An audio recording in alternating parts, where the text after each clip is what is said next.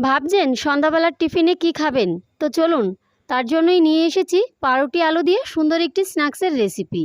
সবার প্রথমে দুটো সিদ্ধ করা আলু নিয়ে আলুগুলোকে খুব ভালো করে একটু ম্যাশ করে নিয়ে তাতে দিয়ে দিচ্ছি পেঁয়াজ কুচি, ধনেপাতা কুচি, লঙ্কা কুচি, স্বাদ মতো লবণ, হাফ চামচ জিরা গুঁড়ো, হাফ চামচ ধনে গুঁড়ো।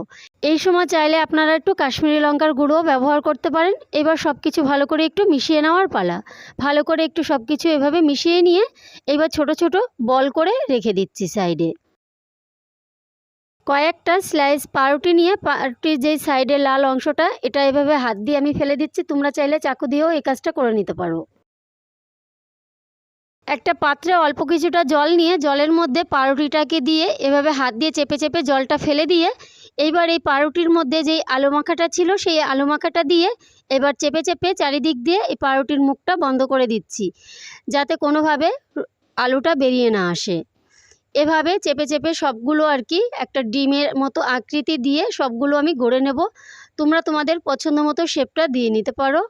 এরপরে প্যানে কিছুটা তেল দিয়ে তেল গরম করে এবার দিয়ে দিচ্ছি পাউরুটি যে স্ন্যাক্সগুলো গড়ে রেখেছি সেগুলো দিয়ে একটু উল্টে পাল্টে লাল লাল করে ভেজে নেব। এই সময় একটা জিনিস খেয়াল রাখবেন, তেলটা কিন্তু খুব বেশি গরম করা যাবে না, হালকা একটু গরম করে দিয়ে দেবেন। এভাবে দিয়ে উল্টে পাল্টে স্ন্যাক্সগুলো ভেজে তুলে নেব। খুব অল্প টাইমের মধ্যে খুব অল্প কিছু উপকরণ দিয়ে তৈরি হয়ে যাবে এই পাউরুটির সুন্দর এই স্ন্যাক্সের রেসিপিটি। আর এটি কিন্তু খেতে দুর্ধর্ষ টেস্টি হয়। তো তোমরা অবশ্যই বাড়িতে একবার বানিয়ে আমাকে খেয়ে কমেন্টের মাধ্যমে জানিও। আর এখন আমার কিন্তু এই স্ন্যাক্সগুলো খুব ভালোভাবে ভেজে নেওয়া হয়ে গেছে। এবার আমি একটা পাত্রে নামিয়ে নিয়ে পরিবেশন করব। আবার দেখা হবে অন্য কোনো রেসিপির সঙ্গে। ভালো থাকবেন, সুস্থ থাকবেন, নমস্কার।